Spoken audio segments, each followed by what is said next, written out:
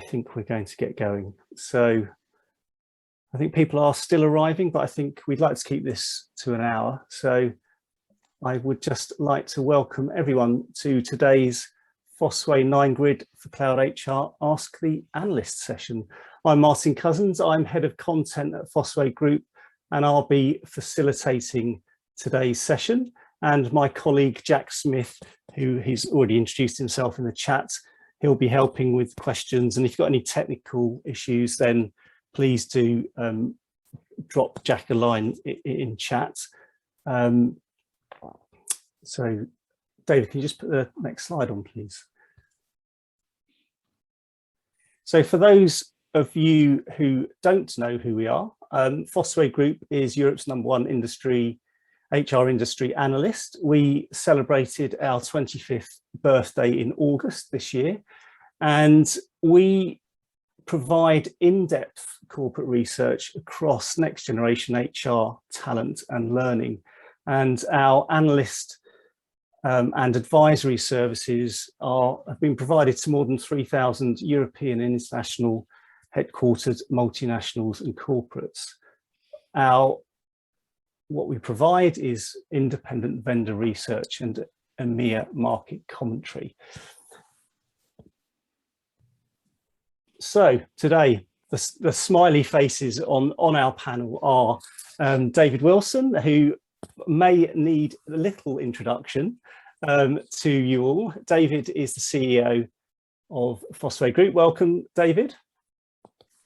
And Sven Elbert, who is one of our senior analysts. Welcome, Sven. Welcome. So before we get into the session, I'm just a few kind of housekeeping rules. I think a lot of you are now using the chat, so just make sure that you put your question in the chat. So feel free to pose questions throughout today's session. It's mostly going to be Q&A, so it's mostly focused on what you have to ask, but we are going to work through some of the background to the 9-Grid and our research methodology first, and then we'll come to the questions. So as Sven and David talk through that, please do ask any questions and I'll pick them up. And in the Q&A session, we'll be, I'll pose those questions to both David and Sven. The slides and a recording of today's session will be made available afterwards. And if you have any other questions as we go, then please do put them in chat and Jack will be able to help. So I think that's, and we also have a play nicely message. So this is my first Ask an Analyst session. So I presume that things do go well and people do play nicely, but there's a polite request. So yes, but please do share your questions in chat and then we will pick those up, and any that we don't, we will get back to you after the event as well. So yeah, I think that's over to you then, David. Thank you, Martin. It's nice. I'm just checking I'm not on mute. Right, I'm okay, yeah? You can hear me okay? Yeah. Good. So good afternoon, everybody, from a slightly damp and cold Cotswolds. And look forward to the session today. A number of you I know have attended previous ones, so hopefully find that interesting. As Martin said, the aim of this is really to spend most of the time answering your questions, but we've got some, we've just always got a bit of preamble. And one of the things that we always like to do is to just make sure that you kind of understand the context behind the 9-Grid. So I've got a couple of slides around that, and then Sven's going to kind of talk a little bit around a sort of an intro view on cloud HR to start with, a little bit over the 9-Grid, and then we'll go straight into questions. If you're not aware, I mean, the 9-Grid is our main tool that we use for mapping different market segments and looking at the main supply options. The first 9-Grid we actually published externally was in about 2013, so we've been running these now for about 8 years across a range of different topics. Including cloud HR, obviously, talent acquisition, learning, and so on. The process to build these is quite extensive. To build the first generation one effectively for any topic. Normally we've got about 3 or 4 years worth of pre-work before we get to the point where we would publish something. We get a lot of input from a lot of different sources, not least from obviously our corporate research network and all the corporate research that we do, the different, whether that's surveys and interviews and roundtables and so on. And then that's then supported by specific vendor inquiry process and independent briefings, demonstration sessions and so on, to build a kind of very large set of data. Each 9-grid feels like a massive iceberg, and obviously the actual 9-grid itself is very much just the tip of it. And what's really important to understand is I guess who gets on it, who doesn't. So one of the key things here is where we're looking for across our what we call our corporate research network. So typically these are medium, large corporate organizations that we're engaging with, often on a repeat basis and often over quite a long period of time. But who are they using? Who are they considering using? And to some degree, who are the innovator players? Who are the new entrants that we see as being a candidate to fulfill one of those two criteria? Vendors can't buy their way onto a 9-grid. They can't buy their way off a 9-grid. There's no pay for play involved at all. And they can't influence the position by engaging with us, you know, as part of our vendor program or something like that. It's the assessment process is completely autonomous to all of those things. Although, of course, we do encourage vendors to actively engage with us and to provide their side of the story as well. The primary point of view for all the research is always based on ultimately what the customer says. That's the most important thing for us for everything. In terms of obviously what they say. So, you know, who's doing what with whom, what do they really think of them? Are they intending to change them? Those kinds of views. The vendor input is important, but it's a secondary input and we use it for cross-validation. It's useful sometimes to identify new areas of capability and so on. So we get lots of data, we got lots from different sources, and obviously we try and synthesize that together, and ultimately that analysis forms the 9-grid. We're going to look at the 9-grid image, the actual grid itself in a minute, but obviously the thing to emphasize is that there is a report that goes alongside that 9-grid, and we would certainly recommend that you read the full report. There's a lot of really interesting, I think, information in there, not just about summarizing what we've assessed that somebody has, but also the trends that surround that, both in terms of market and solution trends. Plus, really importantly, the criteria that are used to actually make up the 9-grid itself and what the different dimensions around. So we'll talk about that a little bit as we go through, but again, emphasizing, please read the reports, please read, you know, the associated trends, because that tells you how we're looking at the market and what we're looking for, but it also then the criteria that we're using when we make the underlying judgments, and specifically how that applies in this case to cloud HR as well. So Sven, I'll hand over to you, maybe give a bit of preamble around the cloud HR 9-grid itself. Thank you, David, and welcome from my side as well. Yeah, basically what you see here is our HCM model, where basically we use this as the centerpiece of our functional analysis. It covers, you know, all the classic HRIS related topics that we know from like the past, org structures, reporting relationships, employee profiles, that kind of stuff.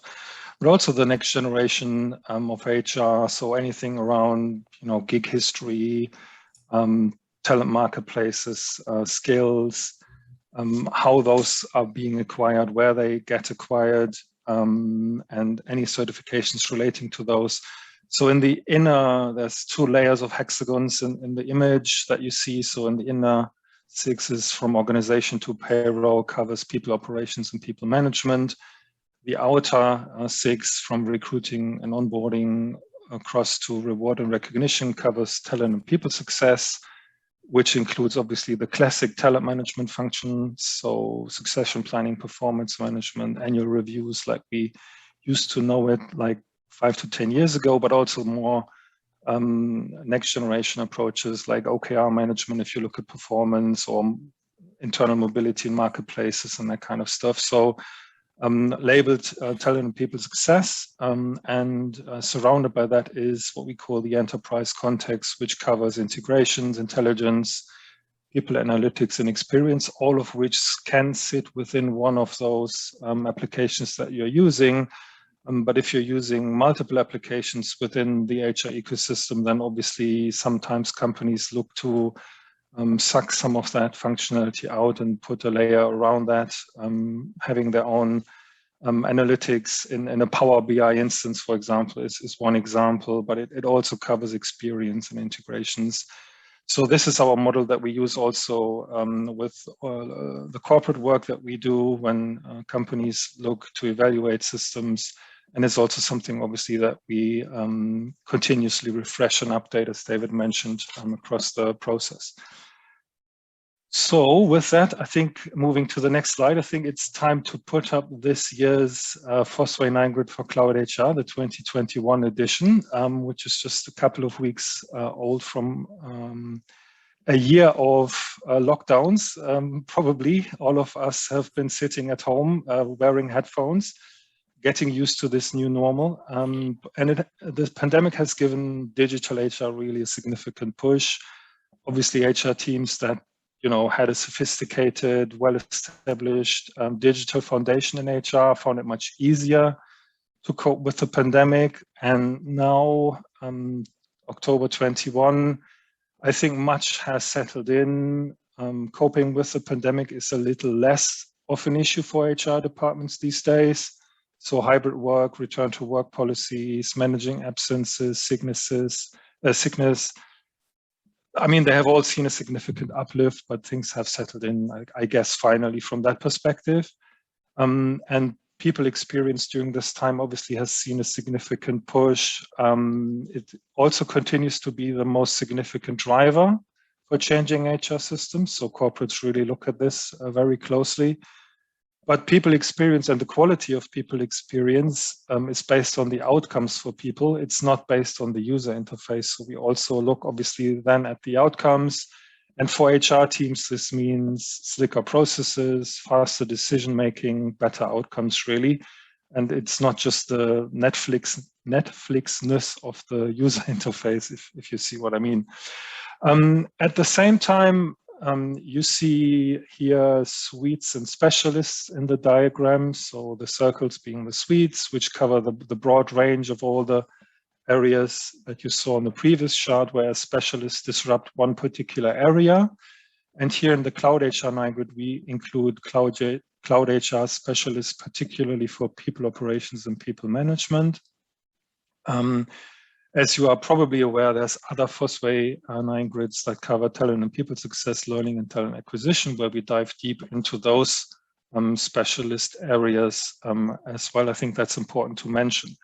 From our research, we know that approximately 65% of EMEA organizations currently operate on a very standardized HR core. This is a significant uplift from 2 years ago, but in Europe, as we are also all very much aware, companies operate across multiple country borders. This brings a lot of complexities around employment, pay, those kind of issues. And HR is still fragmented for those organizations beyond the core. So even if companies have standardized the core, they must still connect a web of different HR systems and processes.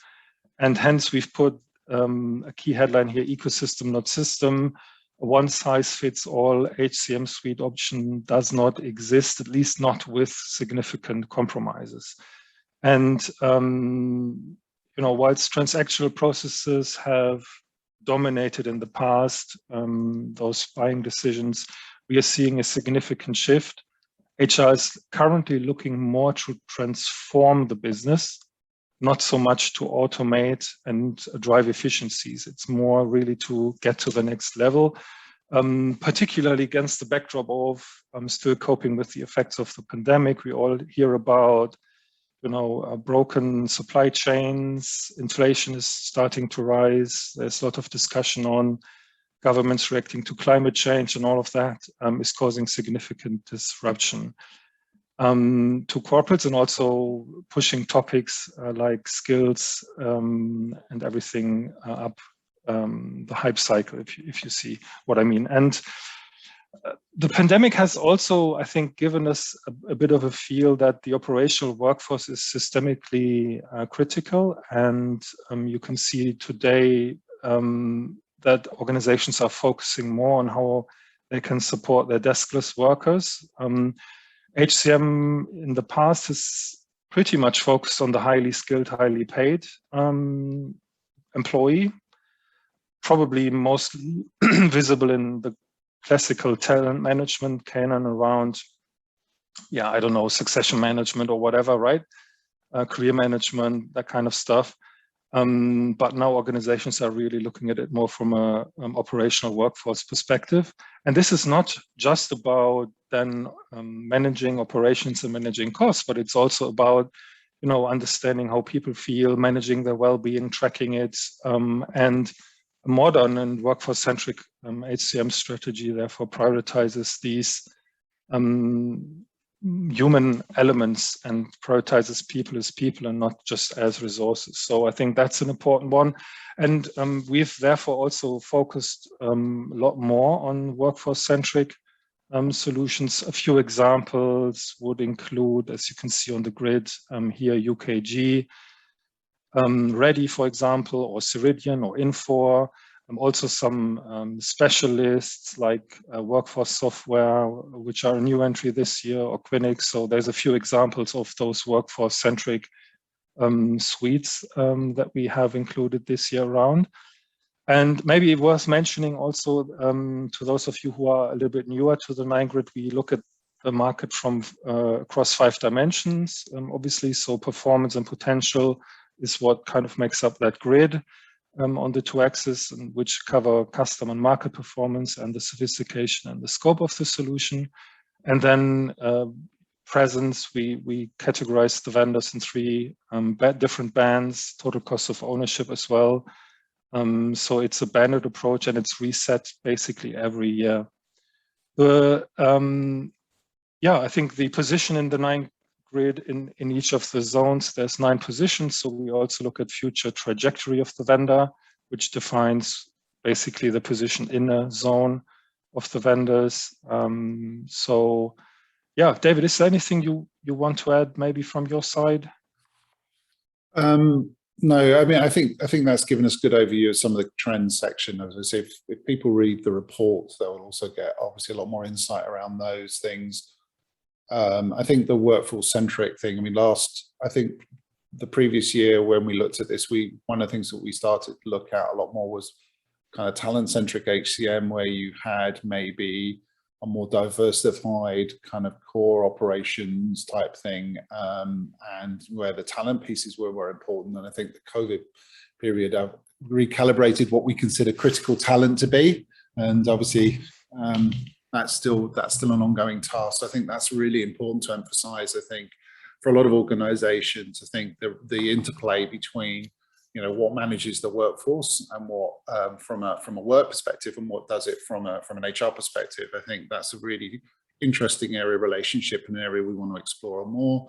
I mean, other key comments I would just make is, you know, the obvious questions around things like, you know, in moving ServiceNow into strategic leader is obviously a pretty massive change, and obviously also with a very aggressive trajectory as well, rating for them. And just to emphasize, the trajectory positions are relative to themselves and the market as a whole, not to the other participants who may be in the same zone. So that's relevant. I also think that we're seeing a number of the more domestically orientated, you know, sort of in individual countries really starting to step up. I think, again, what we've seen is obviously that the pandemic period has been a real accelerator, particularly to push, if somebody had a hybrid or on-premise, it's really accelerated their cloud side of their business. And obviously we're seeing a number of new entrants, and overall, I think we're seeing significant growth across all the whole sector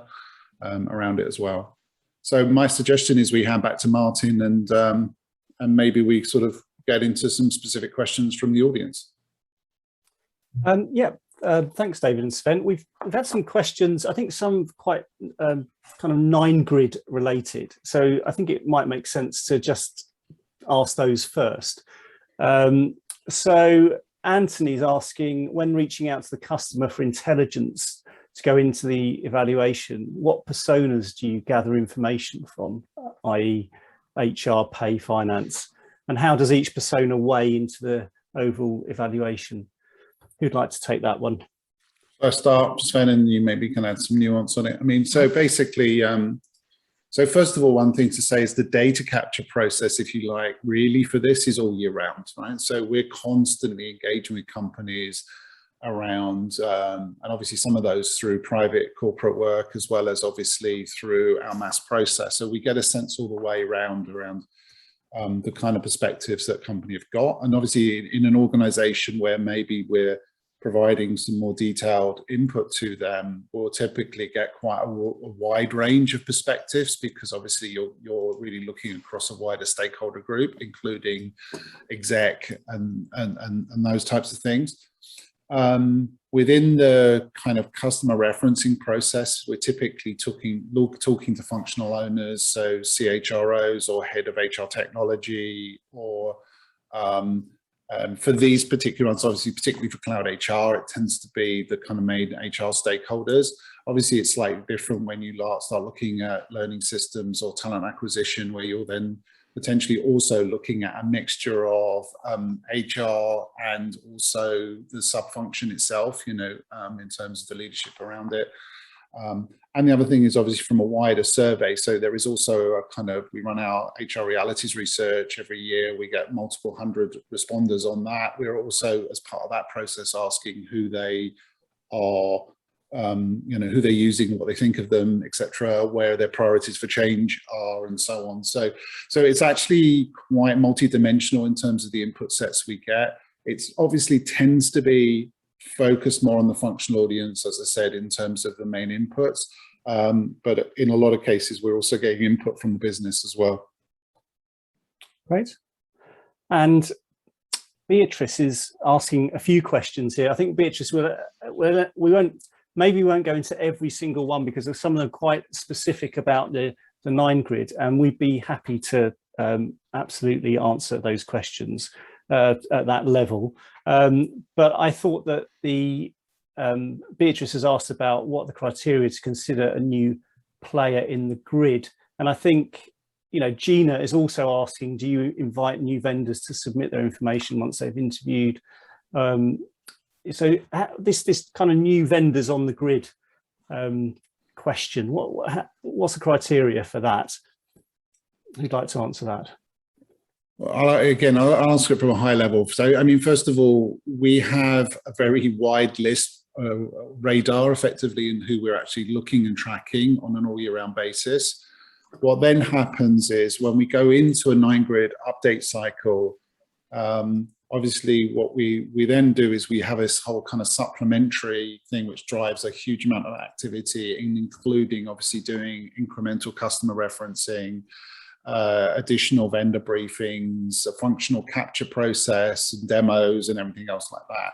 So as I said earlier, I think what we're looking at is effectively, you know, from our main corporate research network across, again, multiple obviously geographies as well, is you know, who are they currently working with, who are they thinking of working with, you know, who's in their consideration process. From our side, what we also do is we kind of hunt innovators as well. So, you know, whether that's around some of the, I was going to say conference events, we haven't really had many of those in the last 12, 18 months, but maybe digital versions, but we're constantly looking on that wider set. Obviously, we also get proactively contacted by organizations who want to be considered in the process. So effectively what we do is we create from that a very long list of kind of candidates that we try and then track them actively.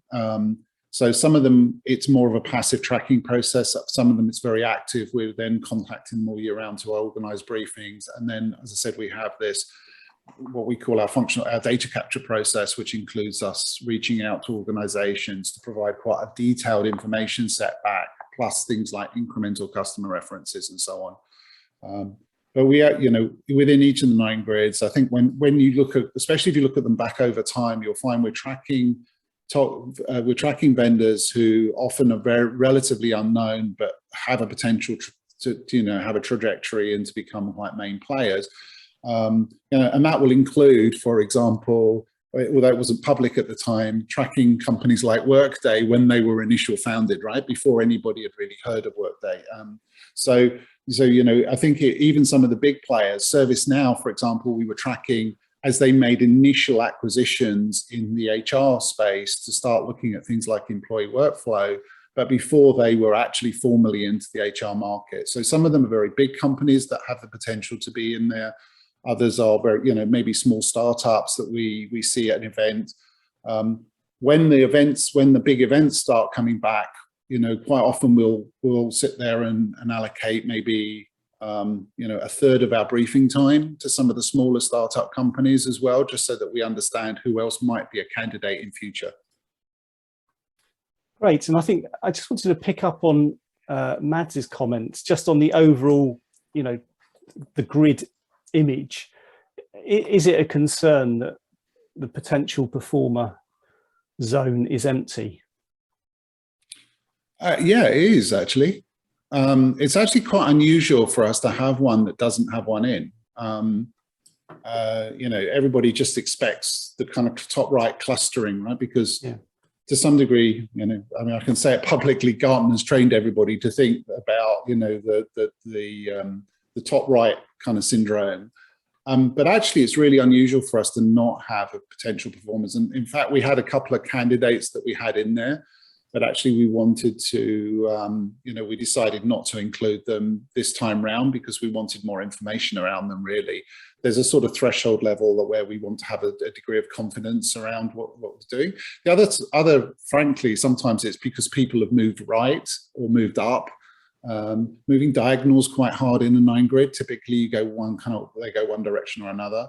And I think everybody, the opposite of that top right, everybody thinks bottom left is a bad place to be, but actually that's nearly always where some of those innovative players start, right? Because obviously they don't yet have, customer traction and awareness and the track record.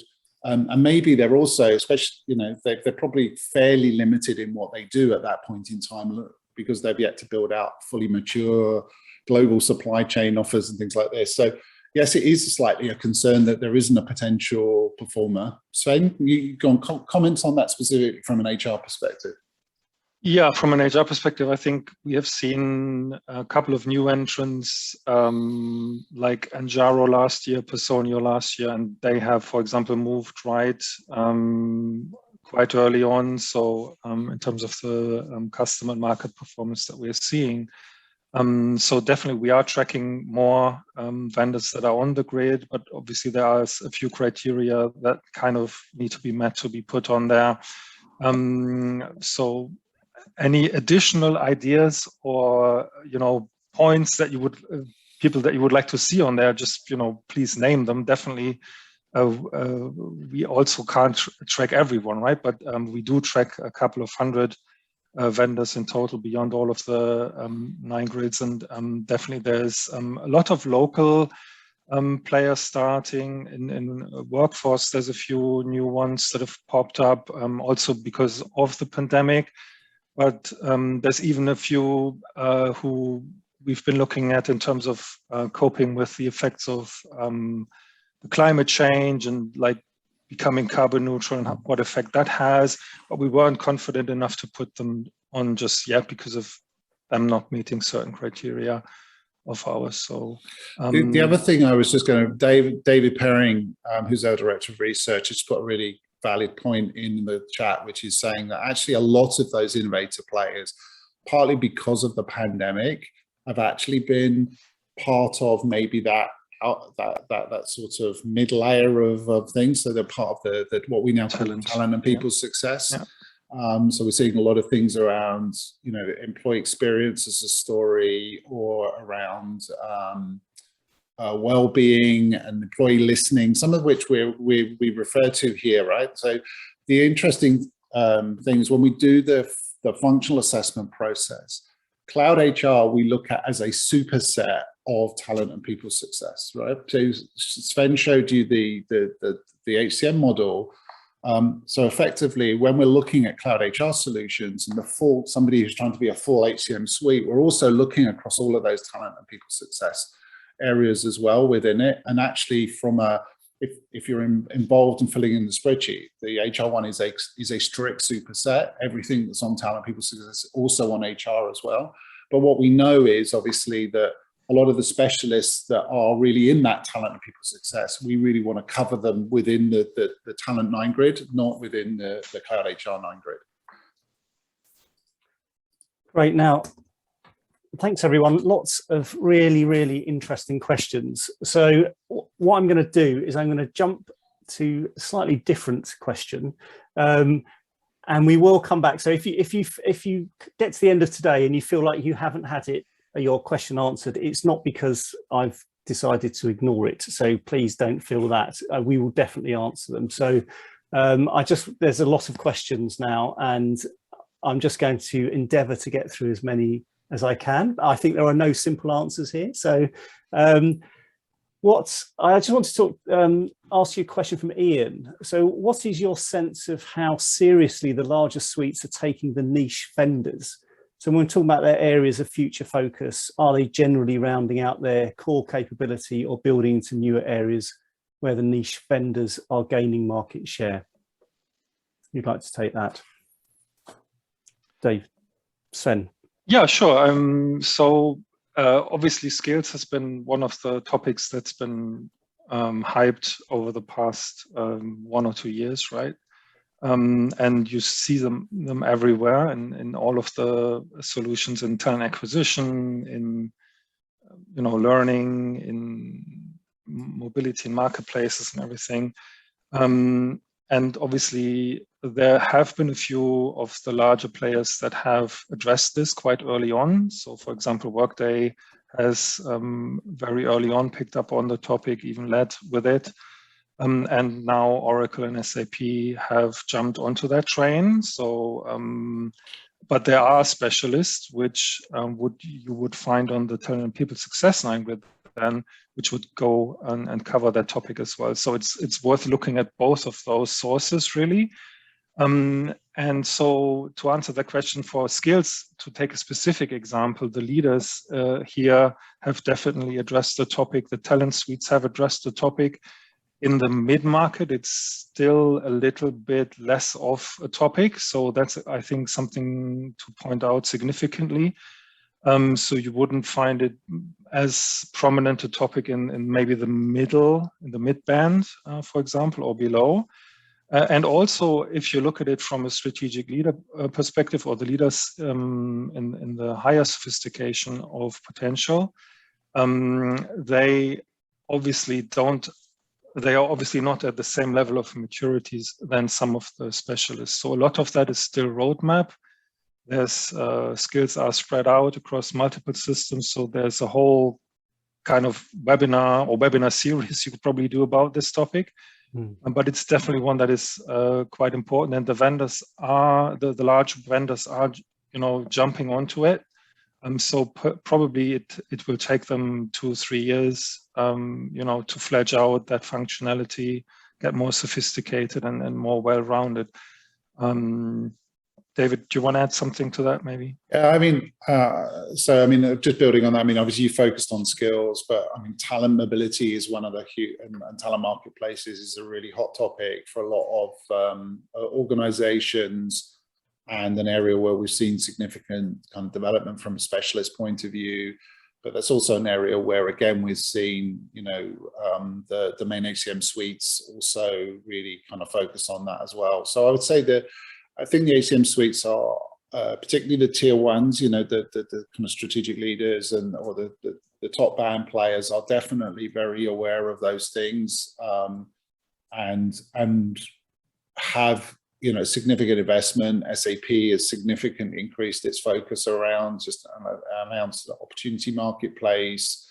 It's focused around skills, made a specific acquisition recently that's kind of, again, will play into this space and so on. So definitely, I think from that point of view, I think your comment about the tier twos is probably, is pretty valid. That I think the HCM players at the mid-band level definitely have a lot of this stuff in scope. Maybe more of them are partnered to fulfill some of those solutions as well. So it often, sometimes less organic, but we've also seen companies make acquisitions, around that as well. For example, Cypher acquiring Digits, to build out its learning capability and so on as well. So I definitely think that full HCM model that is on everybody's radar. How developed they are, where their maturity around it is, and I think is probably more debatable in some cases. The other one is the speed of innovation, right? So the key thing about being a specialist is all your innovation is in kind of that one area. So what we're also that will be ultimately the question for the HCM suites. But the point that you made on the slide before, which was think ecosystem, not system, right? So if something really needs to be an area you want to be super disruptive around, yes, there's a benefit to having a connected kind of, being provided by the suite sometimes, but actually if you're really trying to be innovative and transformative around it, probably for most larger organizations, they will kind of make more specialist acquisitions and integrate them in, at least on a transitional basis. And then the question then becomes, do the niche vendors innovate fast enough so that they can maintain or increase that difference from what the suite players will provide? So, great. Can I just, ahead of time, we had a couple of questions submitted, and Nigel, thank you for your comment in the chat. We'll come to one of those in a minute. There was a question from Lee about skills, just picking up on the skills example that you gave, Sven. Lee's asking, the world is now all about skills. So how are cloud HR platforms adjusting to skill data sources and bringing that data into their ecosystems? Sven. Basically what we're seeing, obviously, that the HR suites understand part of the puzzle only. The more fragmented the ecosystem is, the more difficult it gets, really. So some of the skills are being developed in learning or through learning. So the learning module or the learning system that a company has is probably a very important source for that kind of data. From the employee profile perspective, a lot of companies or vendors have started to kind of look at the employee profile and mine that, but it's definitely, we see different degrees of sophistication in how these compare the skills, how they weight them, how they infer them. So it's definitely something that is still fragmented across the ecosystem, and we need a more connected approach. So having a suite and making that the primary location for the skills is actually probably long-term a good idea. But it's also not the full source of the truth, right? So a lot of the skills are being as you work, right? As you send emails, as you chat with your team, as you write documents, as you write emails. So there's additional sources of information about skills and how they are being built and how expertise is being built. And so I think that is still widely ignored by many of the vendors that you see on this particular picture, but there's obviously some other vendors, specialists in the skills arena that look at that in more detail and try to mine the data even from emails or other sources, and bringing that all together, I think, is an important step in the evolution of the approach, for sure. But definitely there's a good reason to start already now and build the foundation. Much of this is now underpinned by AI, machine learning. So you need to train some of the models on your organization's skills as well. I think that's an important point as well, where companies have started 2 years ago and said, oh, in the first year it didn't really work for us because the skills weren't really, our skills weren't really in the library or in the ontology of the system. So it had to learn those things first, and the data had to start to build up. So, but as sooner as you start, I think the better. One of the things that we changed actually in our HCM model last year was we added skills as a foundational layer within HCM. And but I think what's really interesting here is this is probably one of the biggest areas of what I would call land grab from an HR perspective, right? Historically, HR's not really been that focused on it, on skills particularly. It's obviously more of a learning development issue or a recruiting kind of issue and so on. And I think what we're seeing is all parts of the HR ecosystem sort of wanting to try and own skills, as Sven talked about. Probably most of them trying to use some kind of AI or machine learning to build a skills ontology, but only seeing what they see, right? So if it's a recruitment system, it only sees what it sees through the recruitment cycle. If it's only really focused on core HR and the people operations type processes, it doesn't really see any of the learning, the development, or the talent side of it. Talent mobility really ties into this hugely, because obviously that's ultimately about the ability to build skills in a work context, you know, as opposed to just from a learning a development perspective. So skills is at the center of this. We've got a slide which we sometimes use with corporates, which talks around the fact that everybody wants to own it. No one wants to share. Everybody wants to use their own machine learning, but they've only got a partial view of the answer. So this is, I think, particularly in a large enterprise organization, this is one of the biggest challenges they have as they really focus on upskilling and reskilling as a kind of strategic agenda for the, you know, post-pandemic, particularly. That's become hugely important. You know, some of the solutions on the vendor side are still, you know, still do not have the complexity that you would need to be able to use them. The other thing is that there's a big difference between using skills for tagging and filtering, whether that's of people or content or whatever it is, and using it for things like work allocation decisions, right? You know, who gets to work on what project and how do we form a team? There's massive differences in between those things. And that's one of the reasons why also you've just got so much complexity. As I said, all parts of the ecosystem are trying to do a land grab really for skills at the moment. Yeah, great. So we've had a couple of questions on total cost of ownership, which I'll come back to, but I'll just going to ask you a question from Nigel. I think we touched on this, but Nigel's asking, is it valid to compare HCM suites against specialists in a single report? Surely the specialists should be compared to other products in the same niche, not to the suites. Well, arguably they're not being compared, right? We're just rating them all and rating where we see them playing and their performance and potential and their trajectory, right? So they're not being rated relative to the others. They're being rated relative to themselves, ultimately, in the market as a whole. This is a question that comes up quite commonly, but the reality is we think this methodology works quite well. We apply it already in talent acquisition, which was probably the first, I think, thing where we started to separate between suites and specialists. We then pushed that into learning, then into talent and people success, and now into cloud HR as well.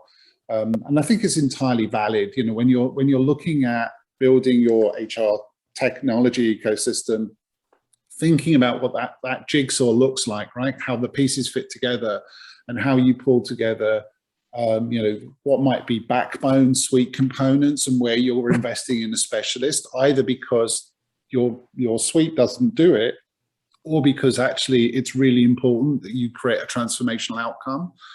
And I think thinking about those things together is really relevant. I mean, another really good example, there's a couple of things, you know, a lot of the HCM products historically didn't really focus much on HR service delivery, especially on a large enterprise level as well. So that game has really started to change significantly as well. And in some ways, it's the advent of companies, you know, the specialist players, and as well as, you know, things like ServiceNow and so on, that's really changed that kind of potentially that view around things like service delivery is the importance within the HR process. And now that's got pulled across into things like employee workflows. So I think when you're a vendor, when you're a corporate looking at an answer, just sitting there thinking the only thing I can compare a suite to is another suite is really, that's a false assumption to start with. Now, I get the fact that when you then look at specialists against each other, in some ways you're looking at them based on a very much narrower set of criteria, but ultimately that's not what the 9-grid is trying to do. The 9-grid is trying to give you the whole story and to look at some of the, when certain specialisms become important, how do they play into the overall vendor choices that you have in the ecosystem you're trying to create. Sven, anything you'd add? No, it's good. Yeah. Okay, so I'm just going to ask a total cost of ownership question then, which is from Berad, which is, could you comment on what is driving the cost of ownership? Does your comments earlier on relative to self apply to total cost of ownership as well? So the TCO picture is based on a life cycle: cost to acquire, cost to implement, cost to operate, cost to innovate. Okay, so what we're typically looking is not just the license cost, but as I said, the implementation, the operational costs, and the innovation costs that surround something. And the solution could be given to you for free, but if you've got to use an army of people to run it, right, could have a very high cost of ownership for you. So one of the things, obviously, because we're focusing on cloud solutions here, typically the TCO profile is very different to what it might have been for an on-prem solution, especially a customized one, which had a lot of associated additional costs around hosting and service management and some of those things that are built into the cloud subscription license effectively. But obviously we're also trying to look at just the overhead and complexity of managing and running something. And that's a really good question, because I wish a lot more people asked it, because effectively, if you think about it, for a lot of organizations, they might like the idea of the top right story, but they can't afford it. If you're a large retail or hospitality organizations where margins are really kind of very tight, then obviously focusing on something that gives you a very slick experience that solves the problem but doesn't cost you much to run or maintain is a much better answer. Okay, so TCO is a really important part, and that's not just a license comparison, and it's a fit to organizations around it. Obviously you tend to find that the general trend is that the larger enterprise solutions will have higher total cost of ownership across theirs, and the maybe the lower band solutions also will tend to have lower, but it's clearly not always the case, right? Sometimes a specialist can be really expensive. They maybe cost you more than a whole suite would cost you for something at a similar level. So you have to look at that a lot more, but I think organizations should be a lot more focused on that when making their buying decisions and trying to work out what really aligns to the DNA of success for them. And as I said, if something's got very high complexity and overheads, then that may be a great answer if you need that complexity, right? Because otherwise you're compensating in other ways, which cost you even more.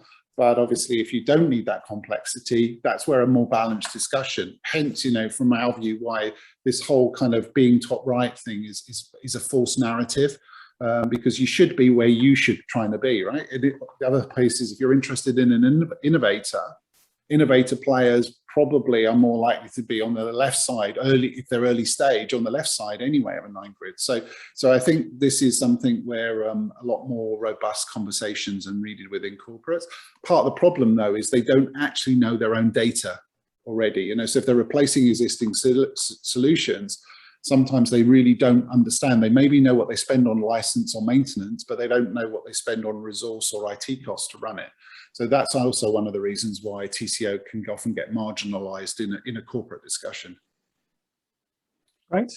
Maybe adding to that, on the integration side of things, I think that's also a significant driver, particularly when you look at a complex ecosystem of solutions that you need to manage. There's organizations out there who have 200, 500, 700 integrations, at the very large end of the global enterprise. But even in the mid-market, there's 7 or 8 integrations easily to your existing systems, just on a mid-level complexity kind of cooperation. So there is definitely significant cost associated to it, and we do assess the sophistication of and the cost of these integration options. So for example, there are a few vendors who are doing a super excellent job. It's just really literally clicking and activating an integration with just a click and whatever 4 or 5 fields that you need to add into the system to get the integration to work. And it's then bi-directional, synchronized. You don't need to worry, but it's also very standardized, right? So if you need to move a little bit away from it, then you can't really use it. So there's a bit of trade-offs there, of course, between that standardization and what's possible. But definitely that is a key factor that we also look at when we look at TCO, for sure. Yeah, just, I mean, one thing to add to that is we did some research over the last year or so looking at that ecosystem. And as we said on the thing, think ecosystem, not system, right? And therefore, the way in which a solution, whether it's a suite or specialist, plays within its ecosystem is really, really important. And we come up with a characteristic. You know, we originally, technically, we called it kind of interoperability, right? But actually, we started talking about it as ecosystemness, you know, the ability to play well in an ecosystem. And it turns out that is a really, really important thing. And when you look at the solutions, often there are huge differences in the vendors. You know, sometimes they'll have they seem to have a solution for every part, but it's based on, you've got one choice. And if that one choice doesn't work for you, you're basically building custom integrations. So if you find somebody that has an API and the answer is, yeah, we've got an API, but then who has to build the integration? Who has to maintain the integration? And in a corporate, the cost of one major integration might outweigh the whole cost of the system for maybe one of their sub-businesses. We did a project with somebody this year where you know, they were talking about how they integrated it into a much wider infrastructure, and the overhead cost for maintaining integrations was dwarfing the cost of the system they were going to integrate with. So these are all important factors to think about. Yeah, and I think I hope we've answered your question around integration costs in those answers. I think we probably have. I know we're getting dangerously close to 4 o'clock, so there's a question here from James about consolidation in the market. So are you seeing or expecting to see any consolidation in the HRIS marketplace? Yes. Yeah, I mean, it's happening all the time and across all the markets, right? So it's not just within HR, but you know, they're constantly, I mean, you're constantly seeing acquisitions happening. I think the pandemic not just accelerated the change, but it also accelerated funding for a lot of these. So there's a lot of private equity money that's being pushed into these markets. Some of the vendors also, you know, going public, some are going private again, and so on. And the pace of acquisitions, you know, Cegid bought Talentsoft recently, UKG, obviously, which was Kronos and Ultima, and bought PeopleDoc. ServiceNow makes multiple acquisitions, etc. So as I mentioned, SAP, who just made an acquisition that was kind of to do with talent profiling and how they do that. So yeah, it's all over the place. We also see new entrants, right, as well. So and obviously we see, because of the rise of the specialism piece of the story, we're also seeing bigger vendors consolidate their position by making acquisitions of specialists as well.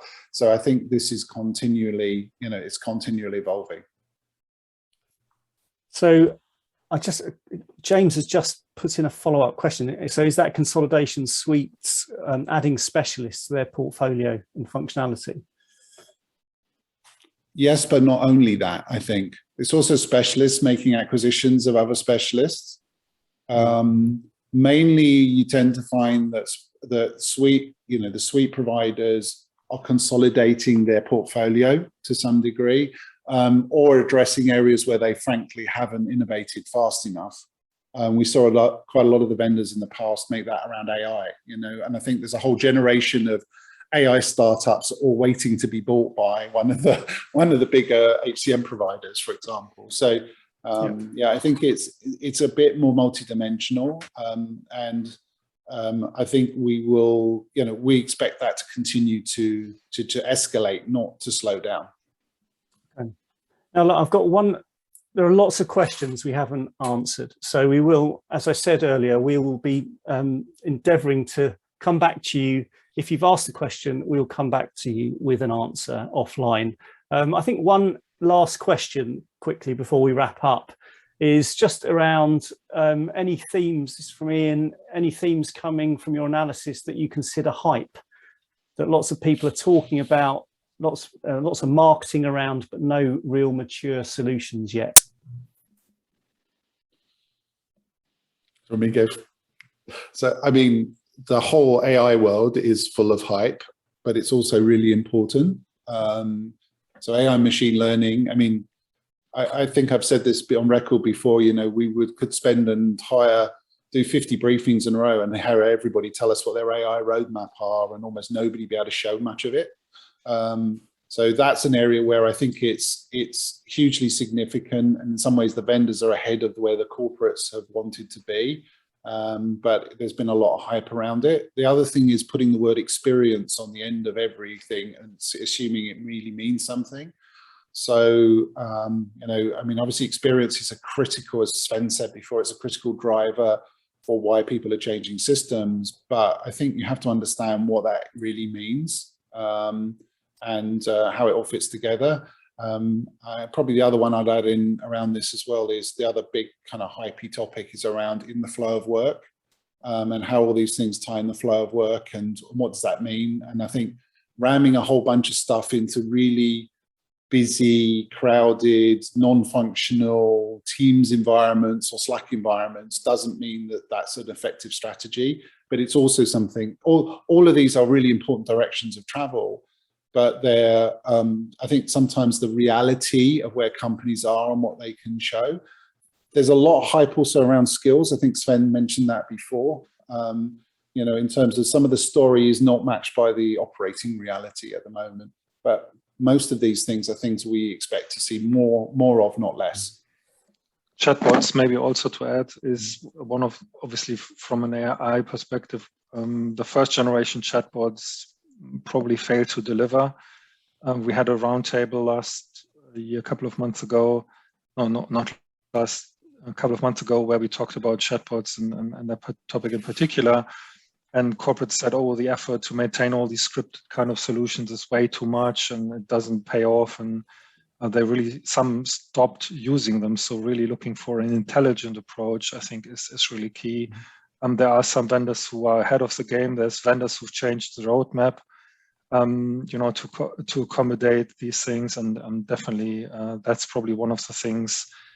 Some people really appreciate talking to a real human being, even if it's just virtual. So keep that in mind as well. If you know, not everything can be solved through a chatbot, I think. Yeah.